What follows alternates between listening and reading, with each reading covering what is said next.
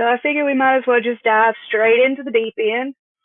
Um, Here in America, and most certainly in the Bible Belt, the first thing that comes up in any conversation, debate, thought process where it relates to childhood and discipline and parenting, the first thing that comes up is spare the rod, spoil the child.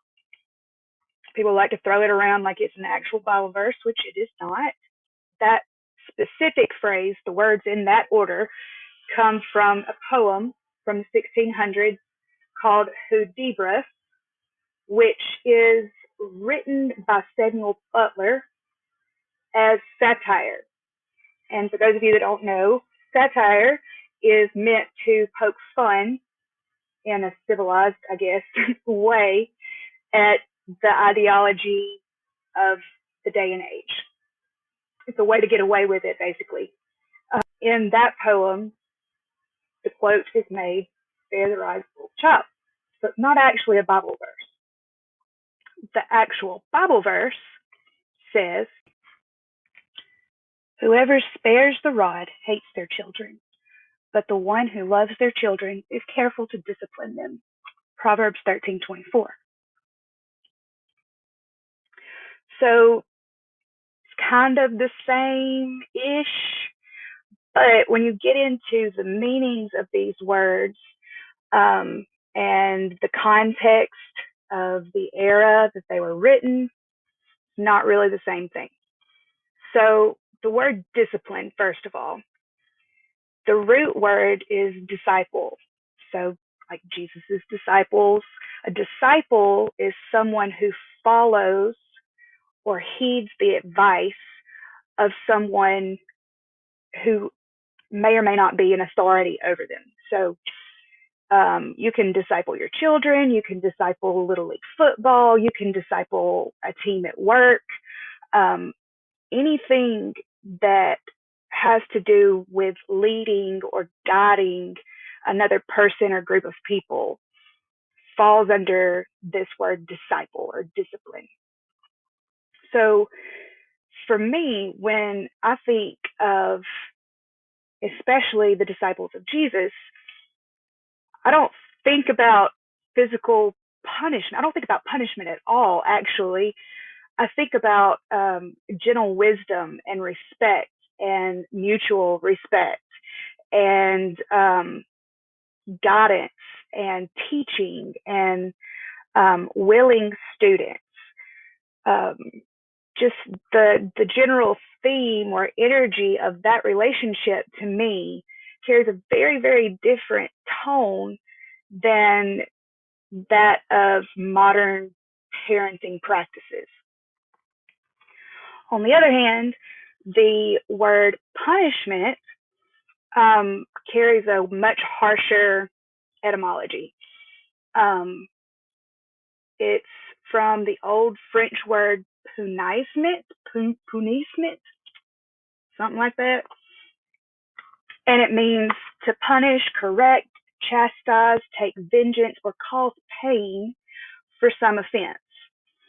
It has to do with the act of punishing or the suffering, pain, or loss that serves as retribution for some action.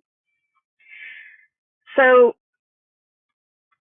I suppose it might be easy at some point along the way to get these words confused, but when you really look at them and the way that they have evolved over time, you see that they're very different things.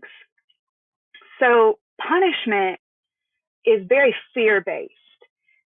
Nobody likes to feel shame. Nobody likes to feel pain. Like adults and children alike, that's not a fun thing. It's not something that we strive for.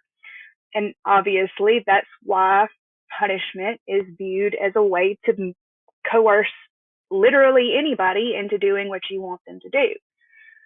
But the problem comes in when we relate it to children, because the actions of children that deserve punishment usually come with some natural consequence that serves as punishment enough. And it's just, it's not cool, y'all. It's just not cool to inflict these things on our children.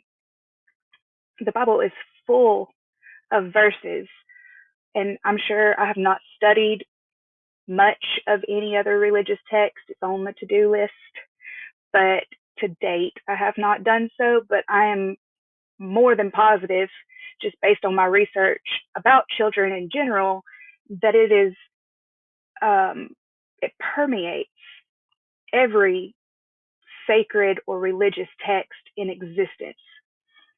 That children are a gift from God. Children are our heritage. They are sacred beings.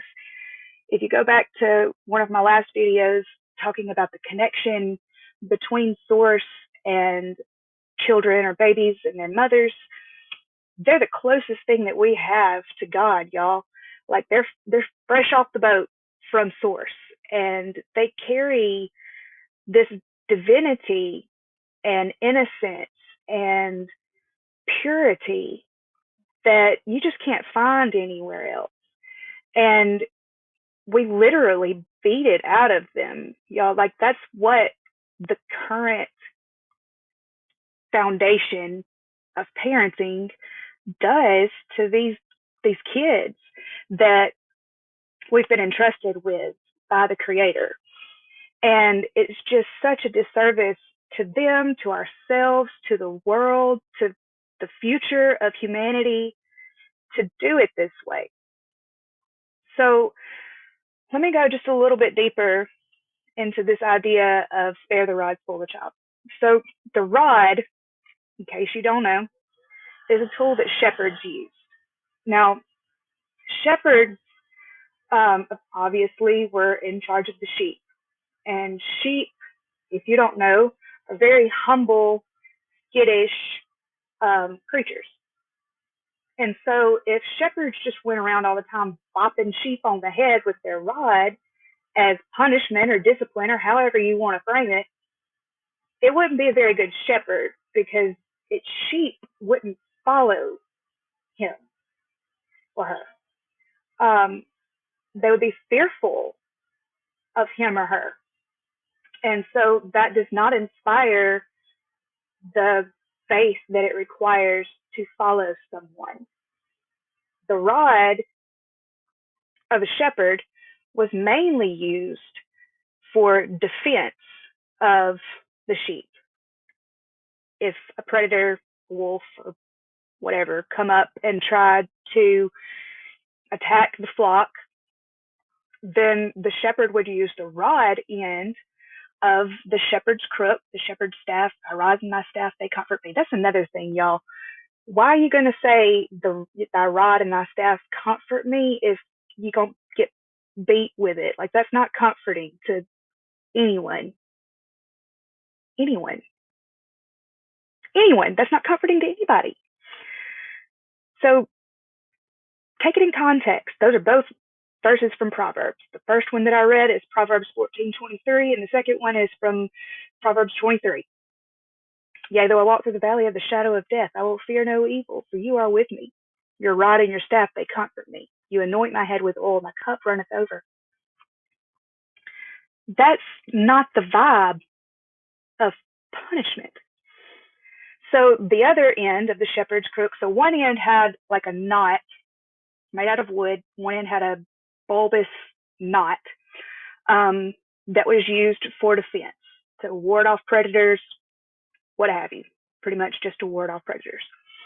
And the other end, the crook, was to gently guide the sheep if they were going the wrong way. So shepherds could nudge the sheep in the right direction. If they were going way off course, they could hook them around this part of their neck, not this part to choke them, but around their chest, sternum, bony area to gently but forcefully get them back in line.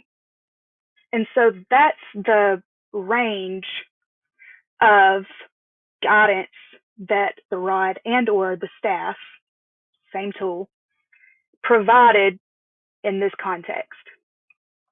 None of that, none of that goes along with spare the rod, spoil the child, beat your kids. And I say beat your kids because, I mean, satire. Here we go again with some sarcasm. But it applies the same for spankings or pops or however you want to label it to make it feel good or look pretty. It's the same thing. It's inflicting physical pain on your children. And that's not what the Bible verse is talking about. That's not what any of this that makes psychological sense, that is psychologically sound. It's not what any of it means. All right. So now that we've got all of that out of the way, how the hell did we get here? Well, the first step to knowing how you get somewhere is knowing where you came from. So let's go back to the time that these proverbs were written, take them in context. What was life like in those times? What was childhood like in those times? What was parenting like in those times? So most people in those days lived in tribal communities that were basically, for the most part, hunter-gatherer society systems. So that was a much gentler and more peaceful, more nurturing, more family-centered way of life, even than what we've got going on right now. In hunter-gatherer societies or communities, for the most part, the men were away hunting buffalo or woolly mammoths or whatever the hell they were hunting. And the women stayed home with the children and each other and worked together with the support of the other women to provide everything else besides the meat uh, for the tribe. And that meant that um, they were very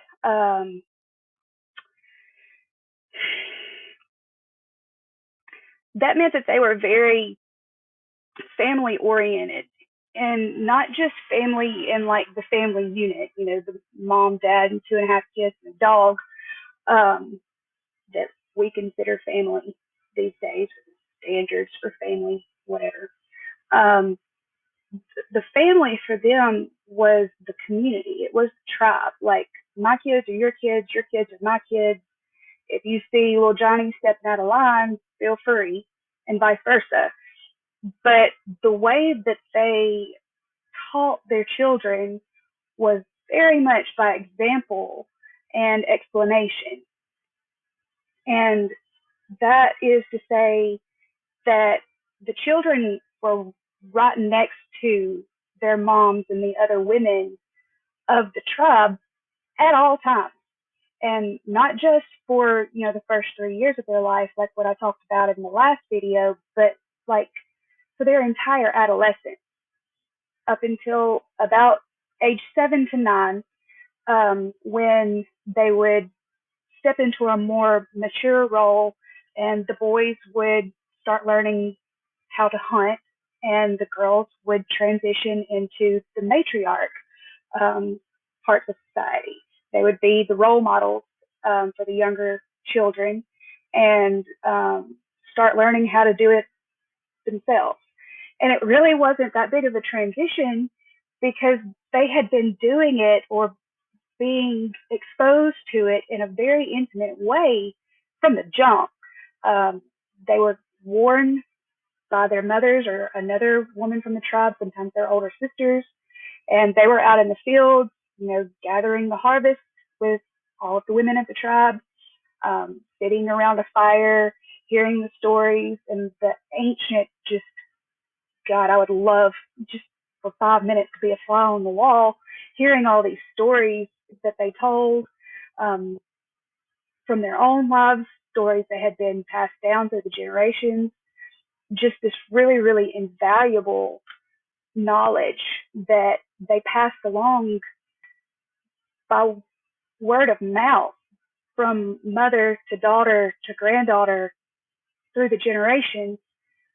while they learned how to be human at their mother's side. How beautiful is that? Um, Man, we've got it backwards. um, but they learned by example. It was none of this do as I say, not as I do bullshit that we hold to such high esteem these days. So often there's this disconnect between parents and especially teenagers. Like, teenagers ain't no joke, y'all. I've got a 14-year-old, about to be 15, and my middle daughter just turned 12, and they got some sass on them, and they want to know why they have to do their chores and anything, their schoolwork, anything. They want to know why. And because I said so, ain't working no more. And it's not supposed to work that way. Like, that's so backwards. Like, do you take that? I mean, I guess you do if you participate in this capitalist society where, you work hard or work harder. And if you're not working hard, or if you're not where you want to be, then you just need to work harder. And if you're not doing that, then you're obviously not working hard enough.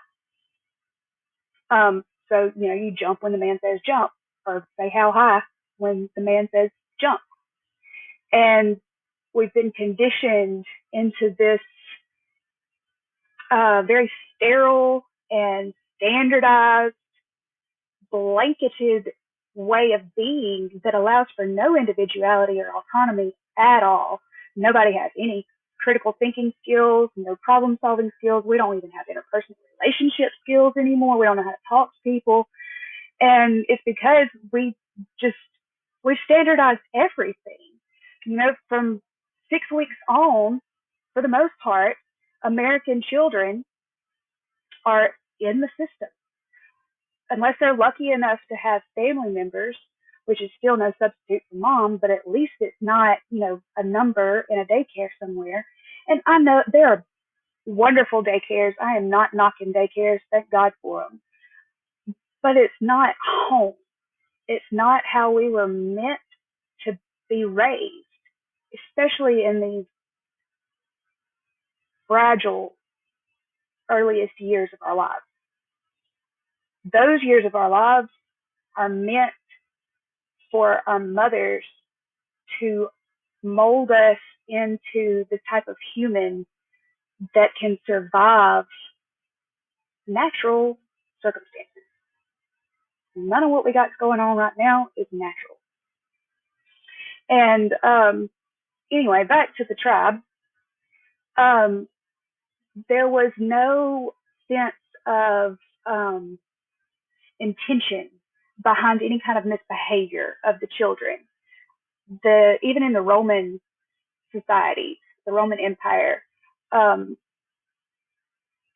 children were not held liable for any wrongdoing. Roman citizen children were not held liable for any wrongdoing until they were 7. And even after that, until the age of 12 for girls and 14 for boys, you had to prove that they had malicious intent and that they understood that they were committing a crime in order to assess any kind of punishment or consequence from the state for that child.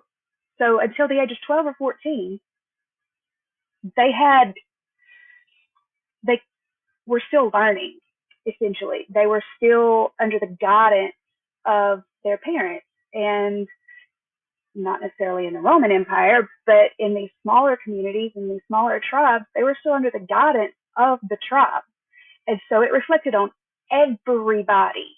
If a child was not becoming a decent human being, it fell back on everybody because everybody had a part in raising that child. And we are so disadvantaged in that we don't have that. And there's also just kind of this stigma of judgment. There's this fear of, if we do parent the way that our instincts and the way that our gut says is correct, it goes against all of the society norms. And so it's almost like we lose our voice in that arena because we don't want to be ostracized ourselves for doing what God, pretty much, the divine in us, is saying to do. And we've just lost this whole support network that is inherently built into our nature and the way that things are supposed to be.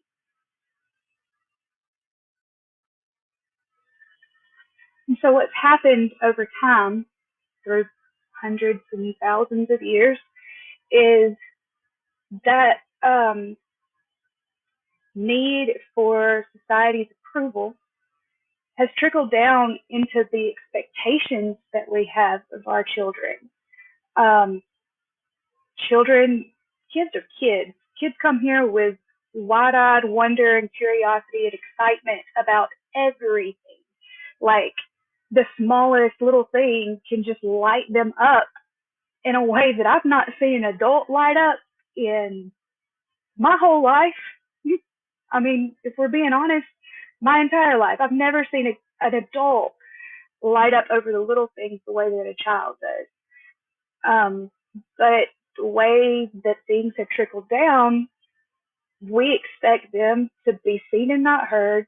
Sit down, shut up, yes ma'am, no ma'am, yes sir, no sir. Um, don't ask any questions, just do as I say. And it's so unfair. It's so unfair to expect more of our children than the standards that we hold ourselves to. Um, Nobody is good at being human without somebody guiding them, disciplining them, discipling them into the correct and proper way of doing things. And so we've got this system now where adults are so desperate to prepare their children for the harsh realities of the real world and just have a deep need for acceptance from our peers and such a disconnect from the truth of the beauty and the lessons that we could learn from children. Heaven forbid we learn anything from a child, right? We're supposed to be teaching them, not the other way around. But we're not teaching them anything productive. We're teaching them that curiosity and their weirdness, their uniqueness is misbehavior. Um, you have a 2-year-old that just wants to go outside. And mom, I want to go outside. Can I go outside now? I want to go outside. Can I go outside? Will you go outside with me? And like, I get it. I get it. 2 is a hard age, so that's really not the best place to start the examples. But it really is the best place to start the examples because that's the age when children are mobile. They can walk around, run circles around us with all that energy they got. And they are learning words and how to string them together. They're learning how to get attention, and not in the best ways if we're not giving it to them readily. And all we want them to do is just be quiet for 5 minutes. Just please go sit down and watch your iPad, go color, go read a book, go do anything besides be up under me like a crazy person like you are right now. And granted, for an adult human, that is not appropriate behavior. But y'all, they grow out of it. It's not forever. And they grow out of it whether you train it out of them or not. It's just a stage. It's just a phase. The 2 shall pass, and in the morning there will be some fresh new hell waiting for you to figure out. Parenting is not easy. Nobody ever said it was. But the way that we're expected to do it, or the way that we feel we are expected to do it, because the perception of an expectation might as well be an actual expectation. Nobody's confirming with anybody that any of it's right, or like, who really expects a kid to sit through an hour-long church service, or um, to go to the park and actually sit and eat their sandwich before they run off and play. Like, these are not realistic expectations for children. And nobody who thought about it for just a second, like not long at all, would realize that those are not realistic expectations. I'm 34 years old and I don't like sitting still and quiet for an hour. I don't know if y'all can tell or not, but I like to run my mouth. And I don't like to sit still and quiet for any amount of time. Um, it's not natural for any of us if we're going to get right down to it, but it sure as hell ain't natural for a kid. Kids are supposed to be playing and exploring nature and learning from natural consequences what things do and how things are and where the boundaries are.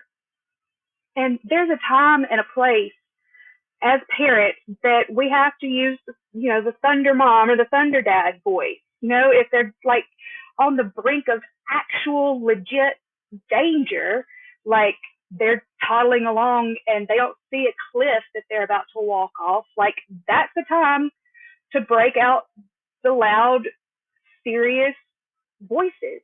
But if you use those voices every single day, they lose their effectiveness. It's like the little boy that cried wolf, except opposite.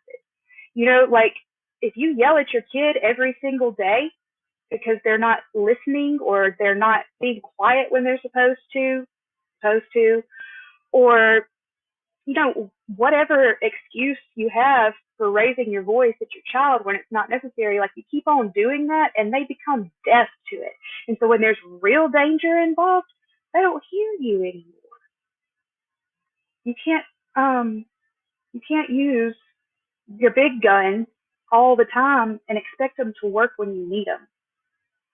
And so then we're, at the end of our rope and we're legitimately afraid, concerned about whatever this present moment is. And we have no tools in our toolbox because we use them every day for normal things that shouldn't even be punished at all to begin with. It's a, it's a big bear to tackle. I understand completely how huge and colossal and overwhelming and undoable, impossible it seems. But I have three children. The first one, the first 3 years of his life, well, 2.5 years of his life, I did it by the current book, the Sears method, and I don't even remember what all, blanket training, all that absolute garbage. I did all of that. Cried out, did not breastfeed, um, started popping him on the hand when he was 6 months old. Like, if you can't explain to somebody why they're being punished, why you're putting them in pain, if you can't explain that to somebody, then it's completely pointless. And all it does is establish that you are not a safe adult for that child, for your child. You are not a safe place for your child anymore if you are the one doling out inappropriate consequences for natural, normal childhood behavior. It's as simple as that. You have got to be, we have got to be a safe place for our kids because this world is not it. And if we don't provide it for them, if we don't give them a safe place to land, a safe place to be open, a safe place to experiment and learn how to be human, as soon as they get the chance, they're going to go find it elsewhere. And it's not going to be a safe place most of the time. It's going to be friends and peer groups that give them any attention at all or any behavior at all. And they're going to latch on to the first one that comes their way. And it's probably not going to be a good influence. It's not going to do anything good for their mental health, for their way of being in the world.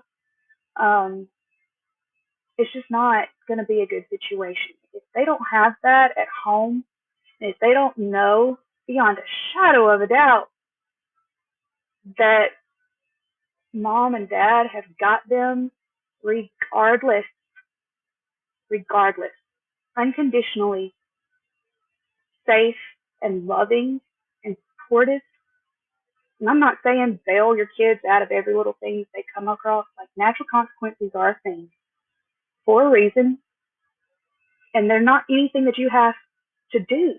You don't have to do anything. Like, we're making it so much harder on ourselves by taking it into our own hands and expecting things that are unrealistic.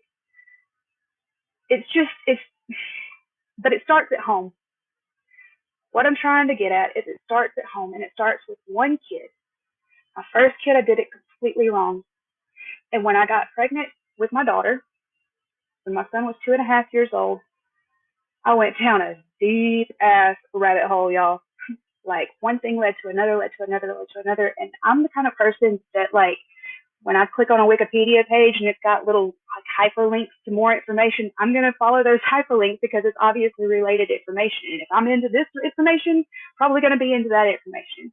And so I went from completely by the book, by what was expected of me, what was taught to me by my parents, basically by my family. And you know, there is a time and a place to um, place boundaries and assume accountability. Our parents did the best they could with the information that they were given and the circumstances that they were in. But they were not always right. And it is okay. It is okay and encouraged to find the things that didn't work for you and change them for your kids. Do better for your kids. And so when I was pregnant with my daughter, I started out just not wanting a C-section. That's the only thing that's my only goal. I did not want another C-section. And by the time she got here, I was baby-led weaning, breastfeeding until she was 2, co-sleeping, cloth diapering, making my own baby food. You name it. I was like complete 180. And I'm telling you guys, I love every single one of my children with, I can't put a word on it. They're all beautiful and amazing. And like, I'm so excited to see what they do for this world. But there is a night and day difference between my son and my middle daughter. Everybody says that the middle child is supposed to be the bad one. Mm-mm. Mm-mm. Of my 3 children, my 12-year-old is the only one that I did not have any outside influence the first 3 years of her life. I did it all by myself because I was doing it in a way that the people that had helped me with my son did not agree with. And I moved away, so that was on me. I moved about 30, 45 minutes away from my family, so it was no longer convenient for them to help me. But the main reason that I didn't have any help with her is because they didn't approve of the way that I was parenting her. And now she is the easiest one for anybody to handle. Everybody loves to spend time with her. Everywhere she goes, people talk about how graceful and kind and wise and just beautiful she is. And my son is incredibly intelligent and has his own unique abilities, but he's not easy for adults to deal with. And you know, I'm not mad about it because I set him up for that. Me and his dad set him up for that, and he's raising hell. And if we can just get him through school and get him to adulthood, he's going to be a world changer. I really, really believe that because he sees the things that are wrong. And I'm honest with all of my children about the things that I did wrong because I don't want them to make the same mistakes. And this is a whole side rant that I didn't even intend to be down.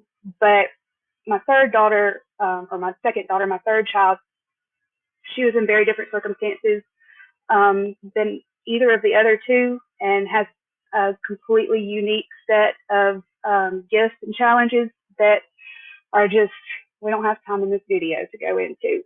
And like I said, all 3 of my kids are beautiful and amazing and are going to do incredible things.